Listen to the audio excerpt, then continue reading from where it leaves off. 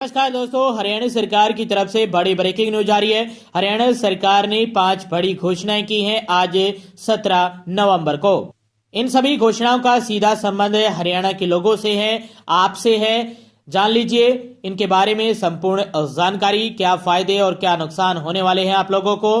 Video को अंत तक जरूर देख लीजिएगा। रोजाना हरियाणा सरकार की हर घोषणा, फैसले, नियम, निर्देश, आदेश, योजना, सूचना और निर्णय की जानकारी रोजाना जानने के लिए स्टेट नॉलेज टीवी हिंदी को सब्सक्राइब जरूर कर लीजिएगा। पहली और बड़ी खबर आई है हरियाणा सरकार की तरफ से।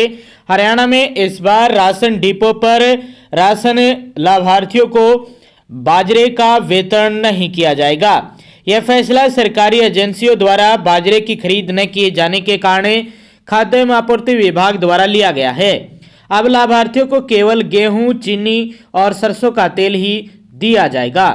बता दें कि पिछले कुछ सालों से सर्दियों के मौसम में गेहूं के साथ बाजरा भी पीडीएस स्कीम में वितरित किया जाता था, मगर इस साल सितंबर और अक्टूबर में रुक रुक कर हुई बारिश के कारण फसल प्रभावित हो गई, जिससे बाजरा खराब हो गया।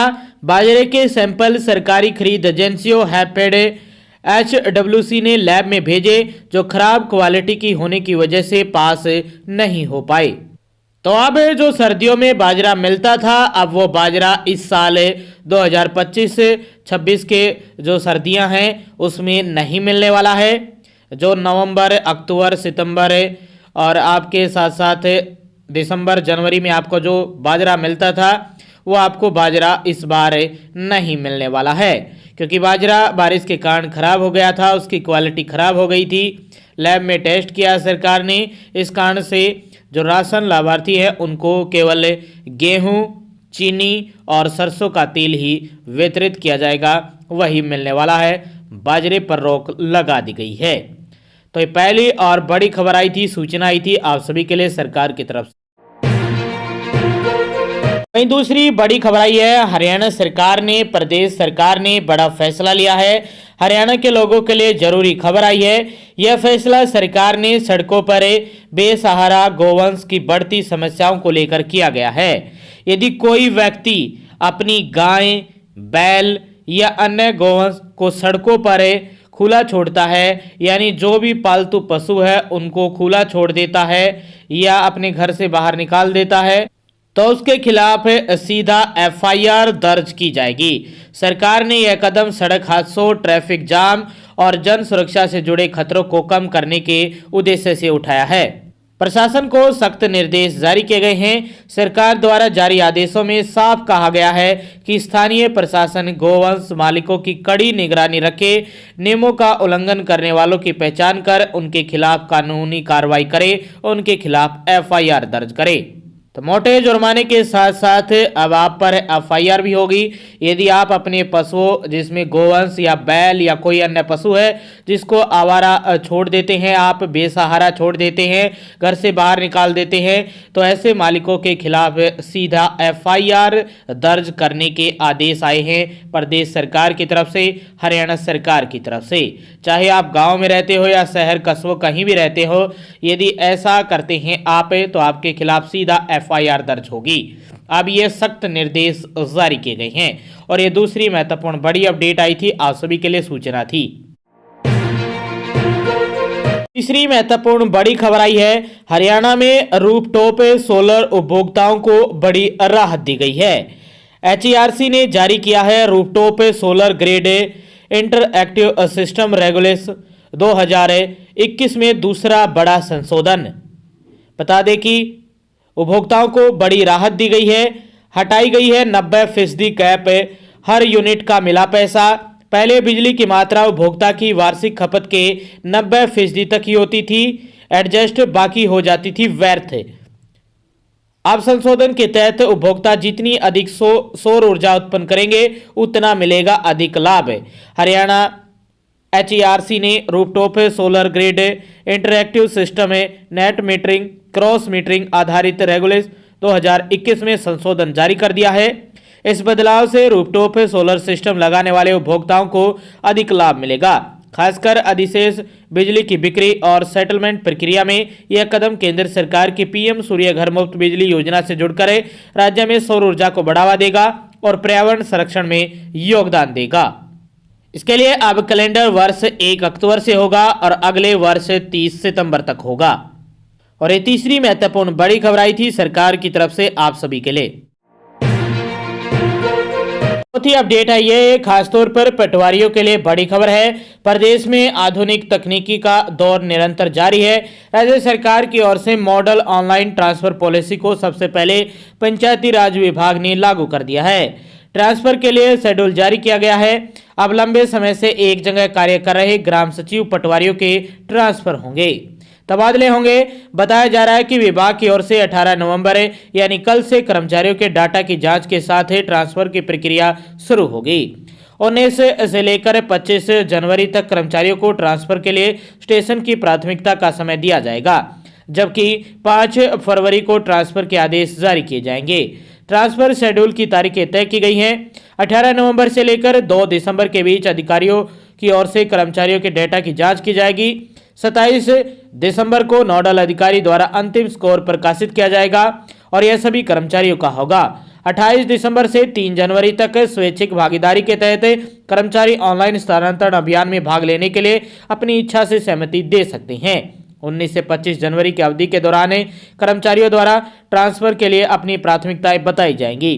5 फरवरी को अंतिम स्थानांतरण आदेश जारी होने की तिथि होगी। 6 फरवरी से 2 मार्च तक कोई भी आपत्ति दर्ज करा सकेगा। ट्रांसफर के बाद 15 तारीख तक कार्यभार ग्रहण और कार्यमुक्त प्रक्रिया पूरी होगी। 3 मार्च से 17 मार्च तक शिकायतों का निपटारा किया जाएगा। चौथी अपडेट में पहली बड़ी खबर आई थी आप सभी के लिए सरकार की तरफ से।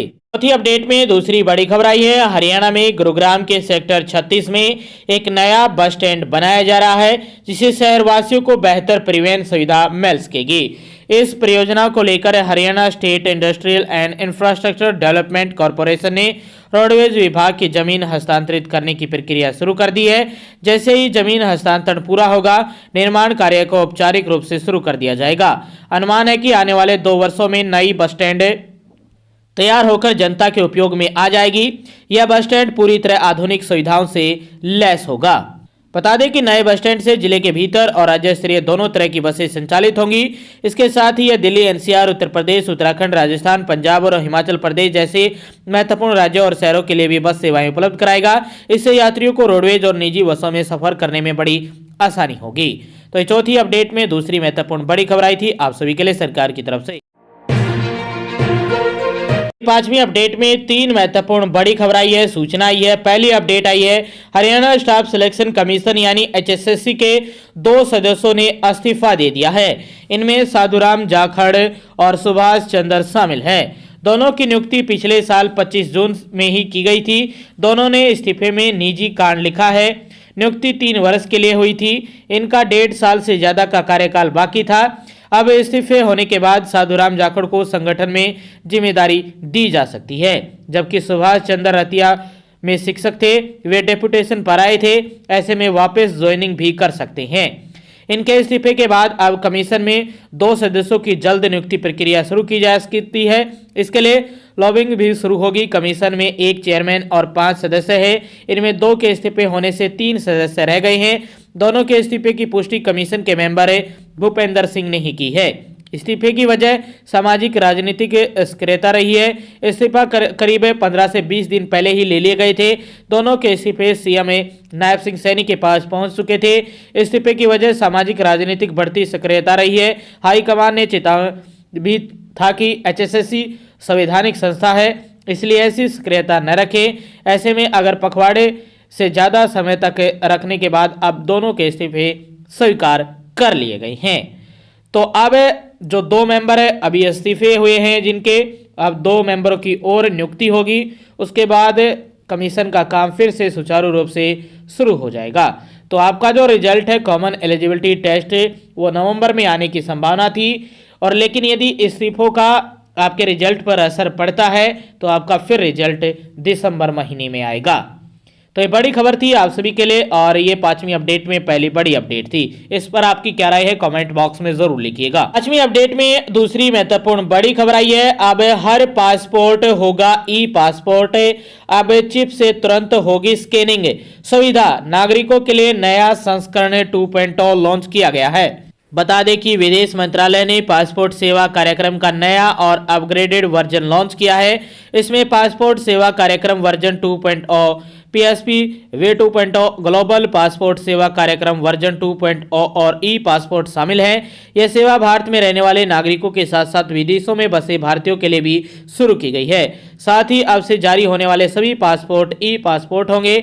पीएसपी वी 2.0 को 26 मई से लेकर 2025 से देश के सभी 37 पासपोर्ट ऑफिस से 93 पासपोर्ट सेवा केंद्र पीएसके और 450 पोस्ट ऑफिस से पासपोर्ट सेवा केंद्र में लागू किया गया है। इसके बाद 28 अक्टूबर 2025 को जीपीएसपी वी 2.0 को दुनिया भर के भारतीय दूतावासों और कंसल्टेंट्स से शुरू किया गया है। नई सेवाओं का मकसद पासपोर्ट सेवाओं से जुड़े सभी विभागों को एक डिजिटल प्लेटफॉर्म पर लाना है। इससे प्रक्रिया ज्यादा पारदर्शी, तेज और सुविधाजनक होने वाली है। तो ये बड़ी खबर आई थी आप सभी के लिए। तो ये पांचवी अपडेट में दूसरी महत्वपूर्ण बड़ी खबर आई है आप सभी के लिए। तीसरी महत्वपूर्ण बड़ी खबर आई है पांचवी अपडेट में। हरियाणा सरकार हरियाणा में प्रशासन पराली जलाने को लेकर सख्त है। यदि कोई किसान पराली जलाता है तो उसके खिलाफ सख्त कार्रवाई की जाएगी, मोटा जुर्माना लगाया जाएगा, एफआईआर की जाएगी और रेड क्रॉस किया जाएगा। उसकी जमीन पर वो अपनी फसलों को मंडियों में नहीं बेच पाएगा। इसको लेकर प्रशासन पर भी सख्त कार्रवाई हुई है। जिनमें ड्यूटी में लापरवाही करने पर कार्रवाई की गई है। एक दिन में 15 जगह पराली जली, 10 पुलिस कर्मचारियों को सस्पेंड कर दिया गया है।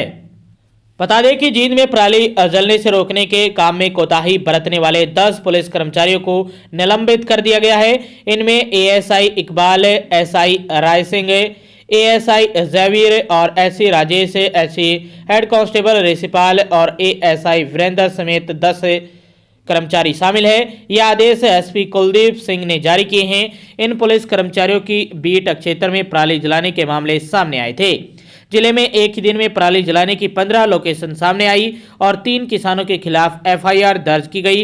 एसपी कुलदीप सिंह ने बताया कि उचाना, गड्डी, नरवाना, सफीदो सदर वाले थाने क्षेत्रों की पुलिस टीमें कई दिनों से गांव-गांव जाकर किसानों को जागरूक कर रही है। फिर भी यहां पराली जलाने के मामले सामने आ रहे हैं। एसपी ने कहा कि भविष्य में किसी भी कर्मचारी द्वारा ड्यूटी में लापरवाही पर सख्त कार्रवाई की जाएगी। पराली जलाने वाले व्यक्तियों के खिलाफ भी कानूनी कार्रवाई अमल में लाई जाएगी। तो ये बड़ी खबर थी। आगे भी आप हरियाणा सरकार की हर खबर जानना चाहते हैं, हरियाणा सरकार की हर घोषणा, फैसले, नियम, निर्देश, आदेश, योजना, सूचना और निर्णय की जानकारी रोजाना जानने के लिए स्टेट नॉलेज टीवी हिंदी को सब्सक्राइब जरूर कर लीजिएगा।